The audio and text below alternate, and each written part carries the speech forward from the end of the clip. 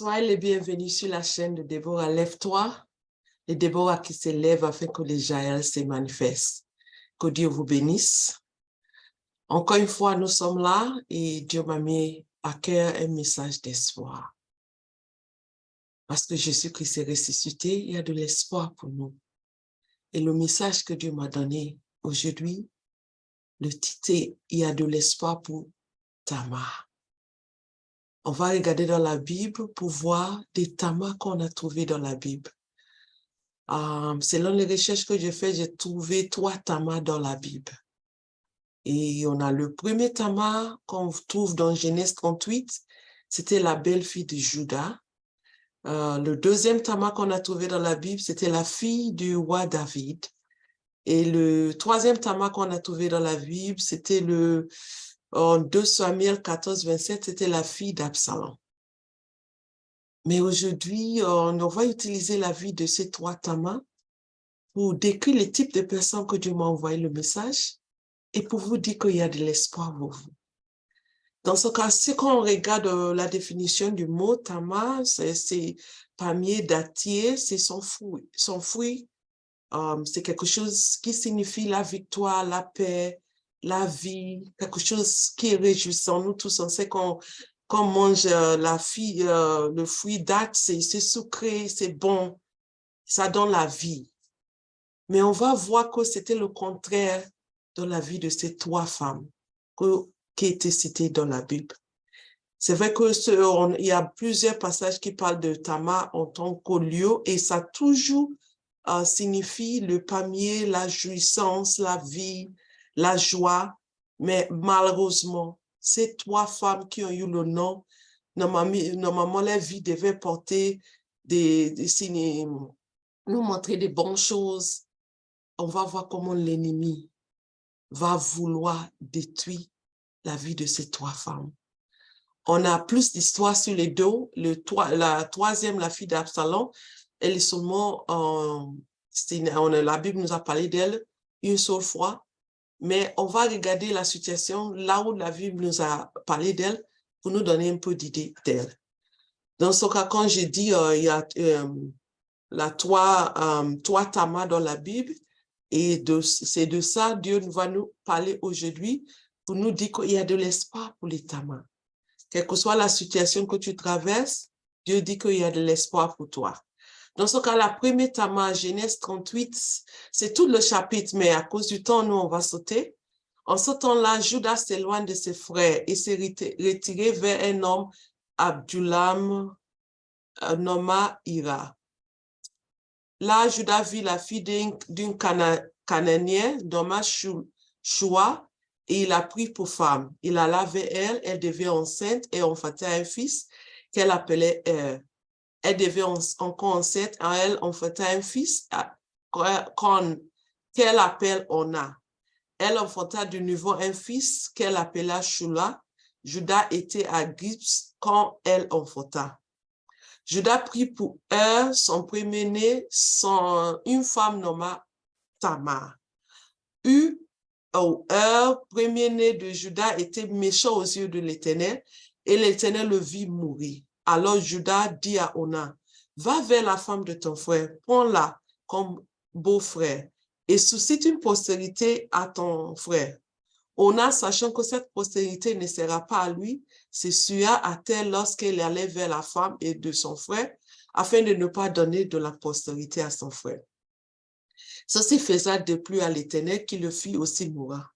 Alors Judas dit à Tamar, sa belle-fille, demeure veuve dans la maison de ton père jusqu'à ce que Shula, mon fils, soit grand. Il parla ainsi dans la crainte que Shula ne mourra comme ses frères. Tamar s'en alla et elle habita dans la maison de son père. Et on continue, le jour s'écoula et le fils de Shua, femme de Judas, mourra. Lorsque Judas fut consolé, il monta à Tima vers ceux qui tendaient des brebis. Il était avec son ami Ira, Adulamite. On informa Tamar et on lui dit, voici ton beau-père qui monta à Timna pour tendre ses brebis. Alors elle ôta ses habits de veuve, elle se couvrit d'un voile et enveloppa, Elle s'assit à l'entrée d'Héna sur le chemin de Timna, car elle voyait que Shula était devenu grand et on ne lui était point donné pour femme. Judas la vit et prit pour une prostituée, parce qu'elle avait couvert son visage.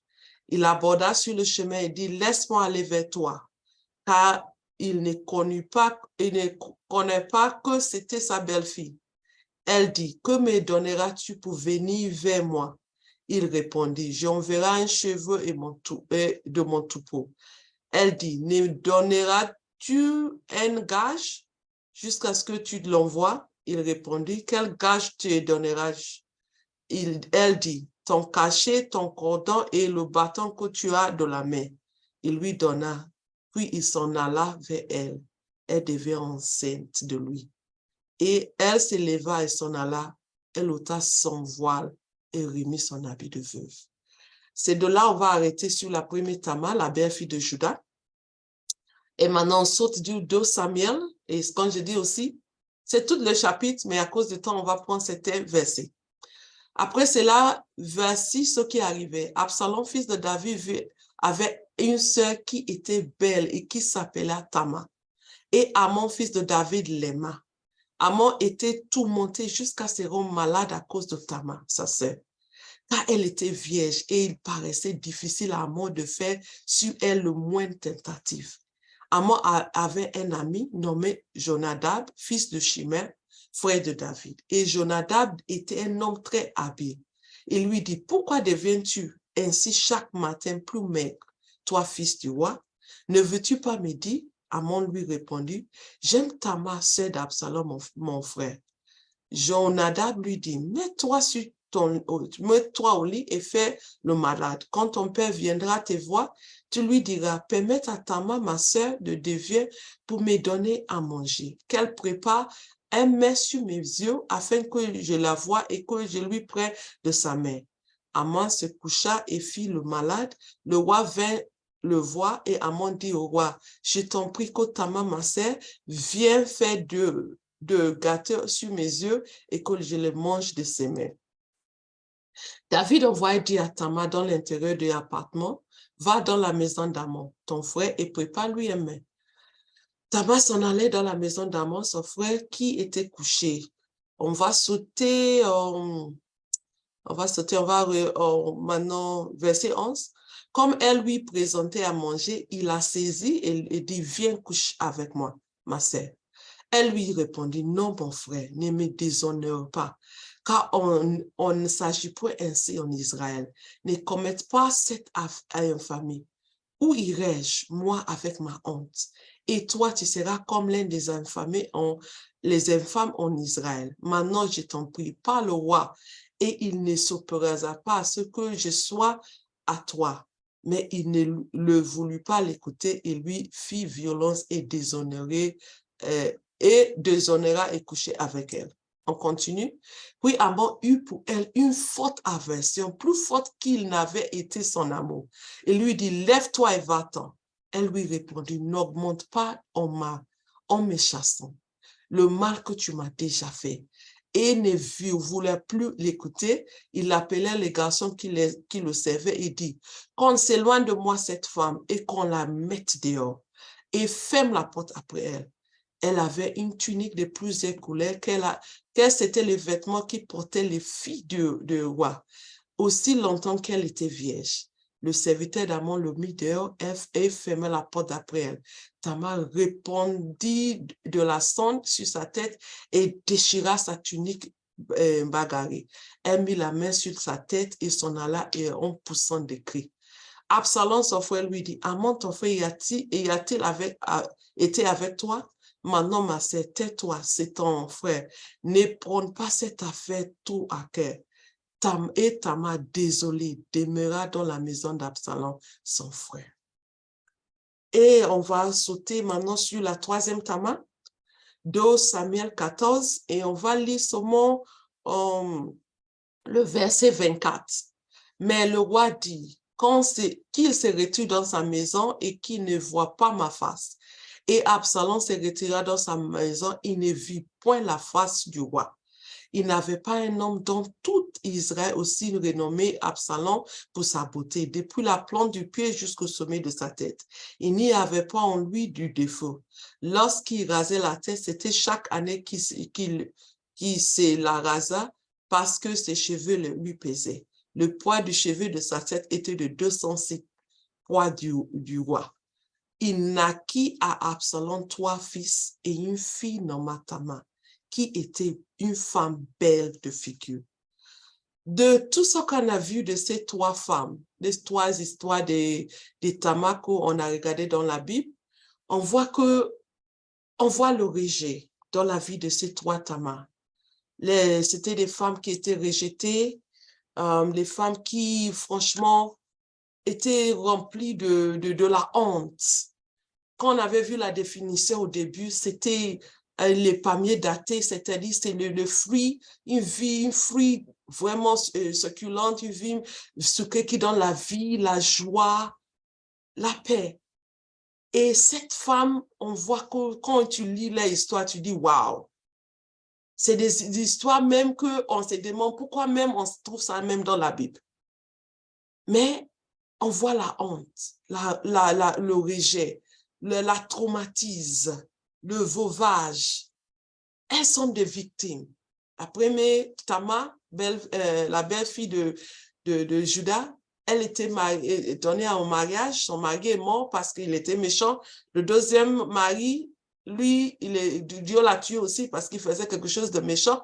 Et le père, au lieu de chercher à Dieu pour savoir pourquoi mes 2 fils sont morts, il n'a pas cherché Dieu. D'abord, même la Bible dit qu'il s'était éloigné de son père, de son peuple. Dans ce cas, il vivait même dans la désobéissance. À ce moment, il n'a pas cherché, il a menti, il a renvoyé dans sa maison, il a empêché, et il a refusé de faire la promesse de donner le 3e fils à cette femme. Et on voit que cette femme est devenue victime pour quelque chose qu'elle n'a pas fait. Et maintenant, elle va décider de se venger à elle-même. Et on voit maintenant la deuxième Tamar, elle n'avait pas, c'est comme si elle était vierge, elle vivait pour Dieu, elle faisait tout ce que le coutume dit, elle pensait le jour de son mariage, elle imaginait le jour, combien d'enfants qu'elle va avoir, tout, elle avait le projet de sa vie. Mais tout ce projet, un jour est fini. La Bible dit qu'elle est restée dans la maison de son frère Absalom, d'une femme vraiment attristée, d'une femme délaissée, d'une femme rejetée. Et quand j'ai fait des recherches, on dit qu'elle n'était pas mariée après. Elle était des victimes. Et le 3e Tamar, la fille de Absalom, elle était née dans le temps que son père, il était à Jérusalem, mais il ne pouvait pas voir le visage du roi. Et je suis sûre que si le père ne peut pas voir le visage du roi, elle aussi, malgré qu'elle était princesse, elle ne pouvait pas voir le visage du roi. Ces femmes caractérisées des abus sexuels, des abus physiques, abus émotionnels. Imaginez rester maintenant toute ta vie dans la maison de ton frère avec cette honte, cette vie de honte. Elles, des vies, quand tu lis leur histoire, c'est comme c'est sans espoir. Elles étaient dans la désolution. Elles ont connu ce qu'on appelle la souffrance. C'est ce Tamar que Dieu m'envoie. Peut-être l'une de ces choses décrit ta vie. Peut-être tu es né dans une famille, on n'a pas aimé ta maman. Dans ce cas, on ne t'a pas aimé.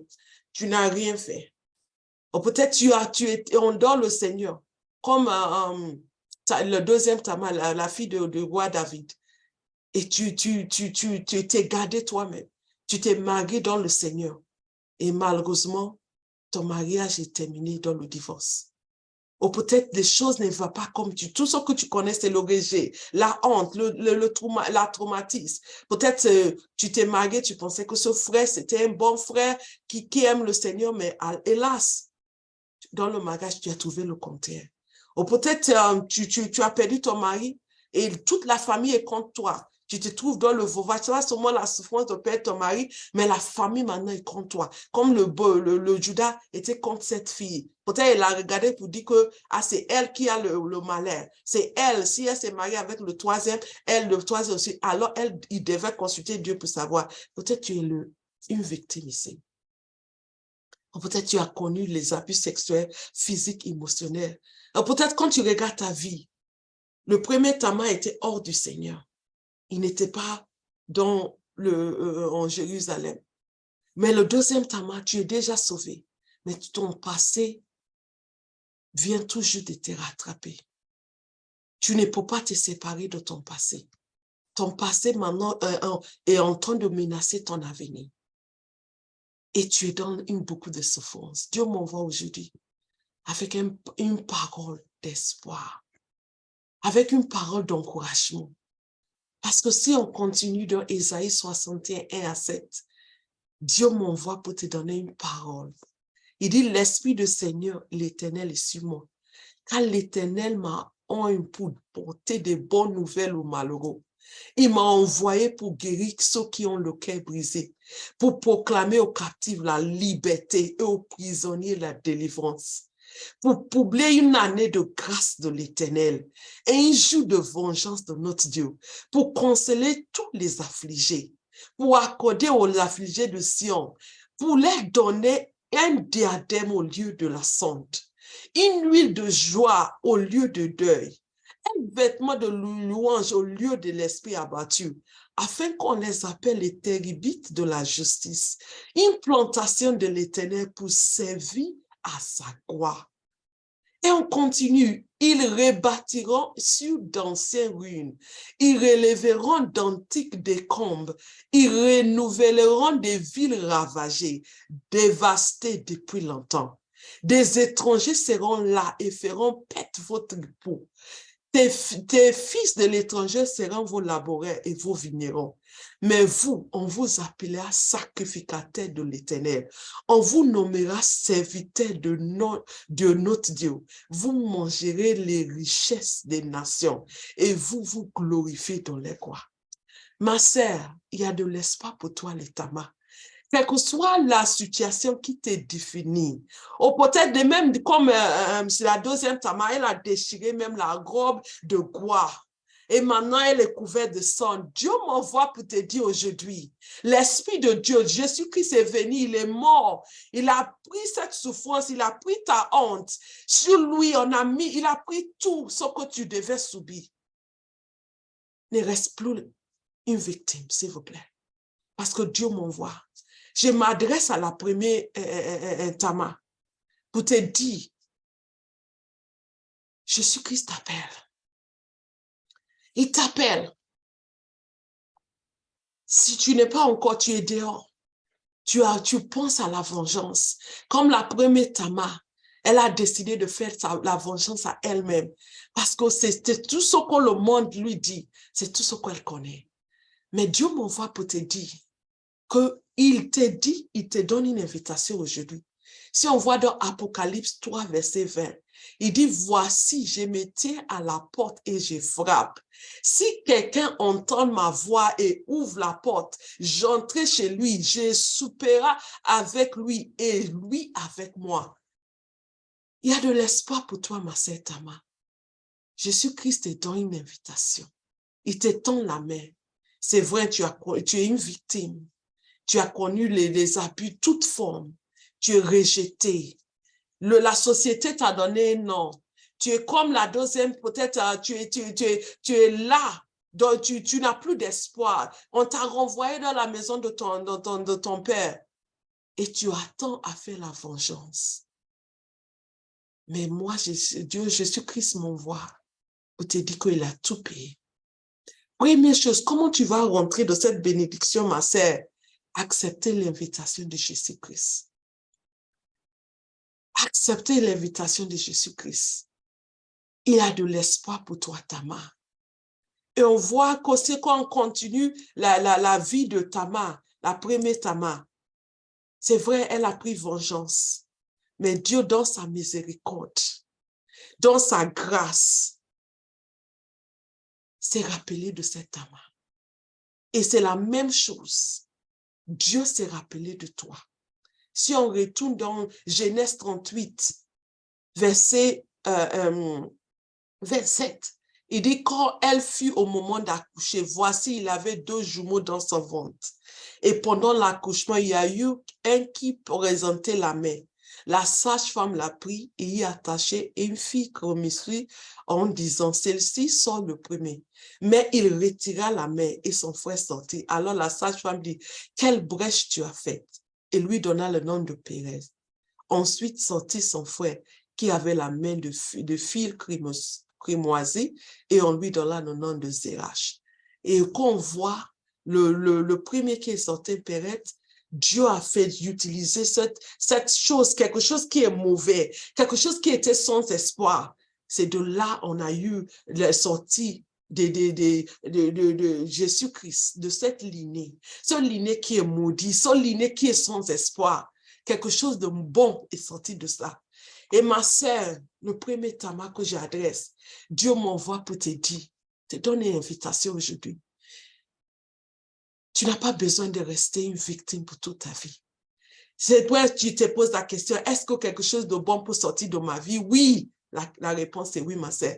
Parce que Jésus-Christ est mort et il est ressuscité pour toi. Il y a de l'espoir pour toi. Quand quelque chose de bon est sorti de cette vie de la première Tama, qui, quand tu vois sa vie, tu te dis, oh, dis donc, Seigneur, est-ce que ça se trouve même dans la Bible? Quelque chose de bon. Jésus-Christ t'étend la main.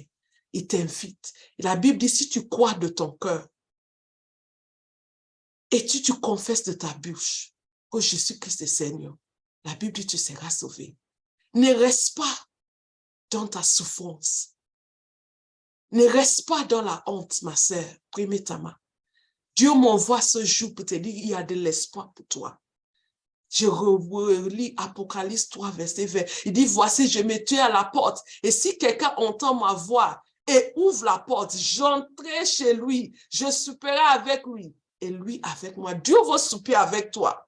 Et quand on retourne dans nos versets, Ésaïe 61, 1 à 7, verset 2 dit, pour combler une année de grâce de l'Éternel, un jour de vengeance de notre Dieu, pour consoler tous les affligés. Tu n'as pas besoin de se venger toi-même. Dieu même s'est déjà levé pour toi, pour te venger. Il te donne une année de grâce. Il faut faire de quelque chose de mauvais, sans espoir, il faut faire quelque chose de merveilleux qui va sortir. La première chose que tu dois faire, mon sœur, premier Tama, il y a de l'espoir pour toi. Accepter Jésus-Christ comme ton sauveur. Il est spécialisé à changer des vies sans espoir pour les donner de l'espoir. En ce cas, la première, comment rentrer dans cette bénédiction? La première personne, les Tamas qui sont hors de Jésus-Christ, qui n'est pas encore rentré dans le royaume du Fils. Il faut faire de toi sa fille. Toi qui étais délaissé, toi qui étais abandonné, toi que toutes les personnes regardent et ils secouent la tête. Dieu veut te faire de quelque chose de merveilleux de toi. Si on voit Ésaïe 61, verset 3, il dit pour accorder aux affligés de Sion, pour leur donner une diadème au lieu de la sonde. Dieu veut changer ta vie. Mais il t'étend la main. Tout ce que tu dois faire, ma sœur, accepter que par tes propres efforts, tu ne peux pas te sauver. Qu'il y a quelqu'un qui est mort, qui a payé le prix pour toi. Accepte son cadeau. Et si tu m'écoutes, la première Tama, j'adresse à toi. Jésus-Christ t'étend la main. Répète ces prières avec moi pour dire, Seigneur Jésus, je demande pardon. Je suis fatiguée de porter ce fardeau. Je dépose à tes pieds. Je viens à toi. Pardonne-moi de tous mes péchés. Peut-être tu es comme la première Tama même. Tu as déjà fait ta vengeance. Vois la première Tama. Malgré sa vengeance, Dieu n'a pas abandonné. Dieu l'a récupéré. Il a fait quelque chose de merveilleux dans sa vie. Dieu va faire. Pardonne-moi parce que j'ai pris la vengeance dans ma main. Je t'accepte comme mon sauveur et comme mon Seigneur. Viens et viens en moi. Au nom de Jésus. Amen.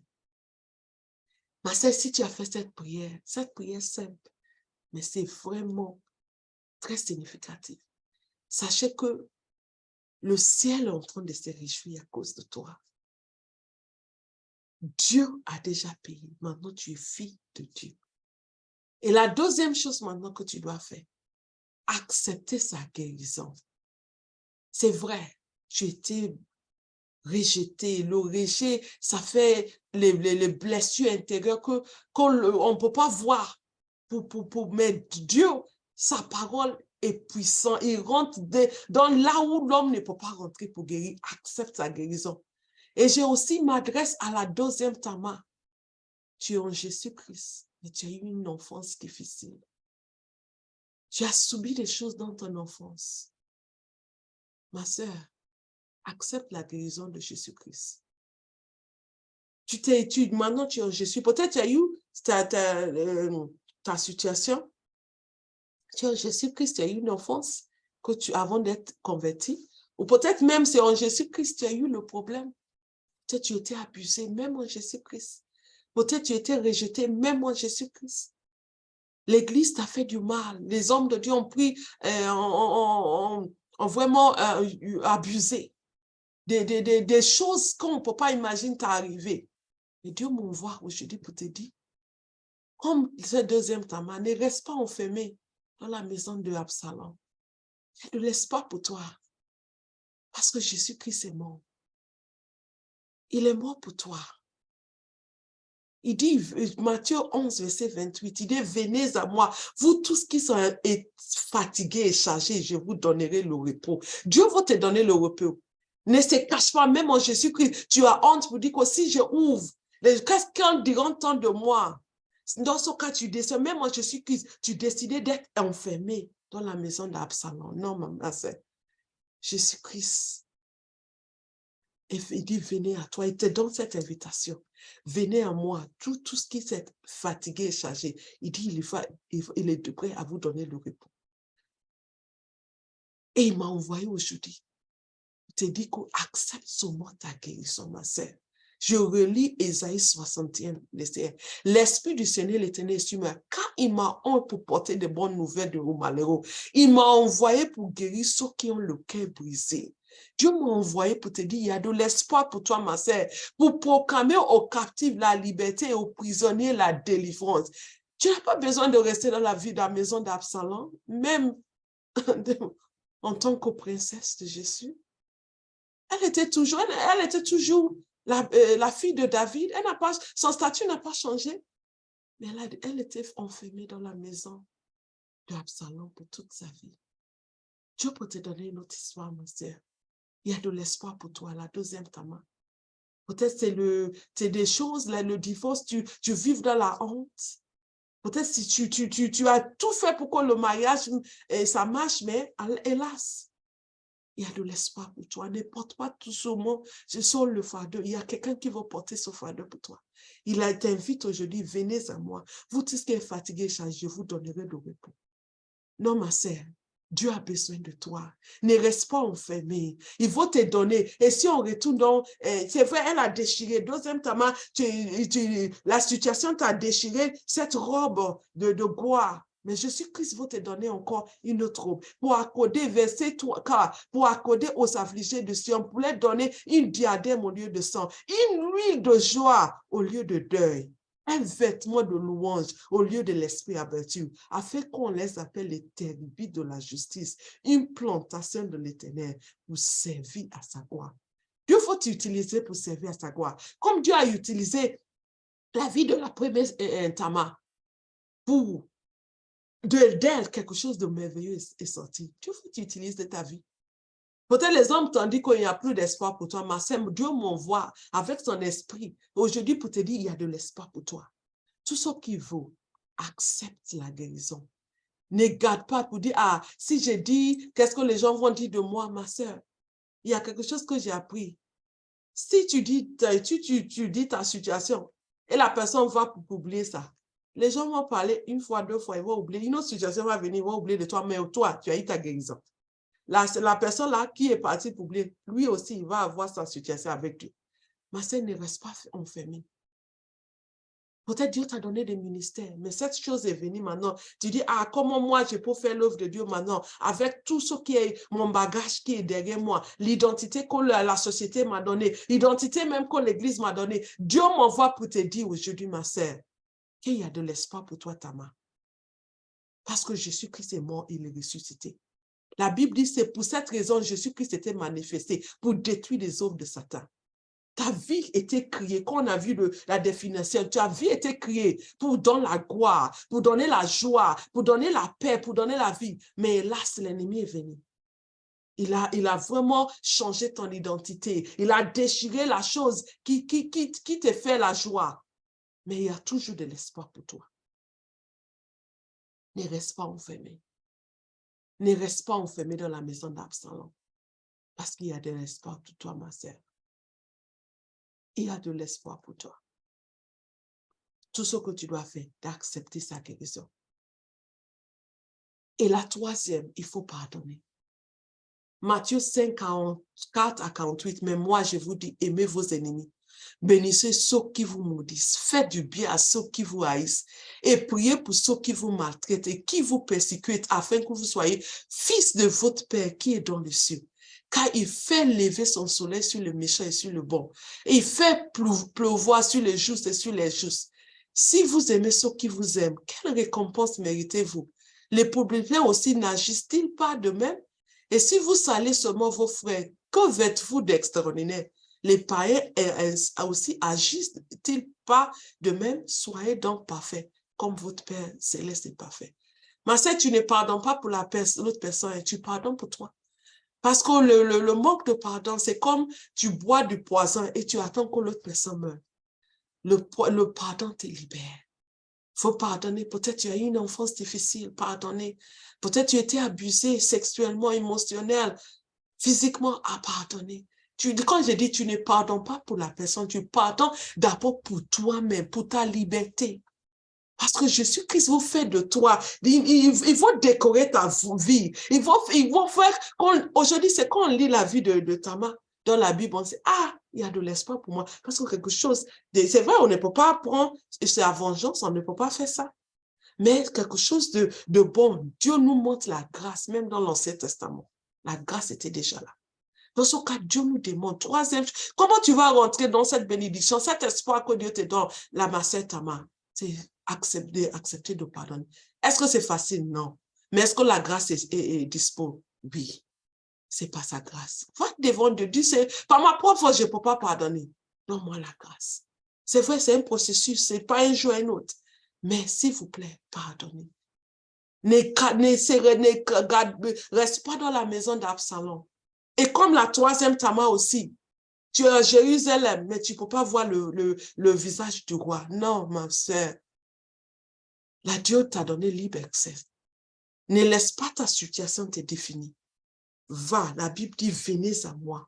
Il t'invite. Il t'invite. Va voir le visage de ton roi. Retourne à ton Père. Pleure à lui, il faut pleurer. Crier s'il faut crier. Mais saisis ta guérison et pardonner.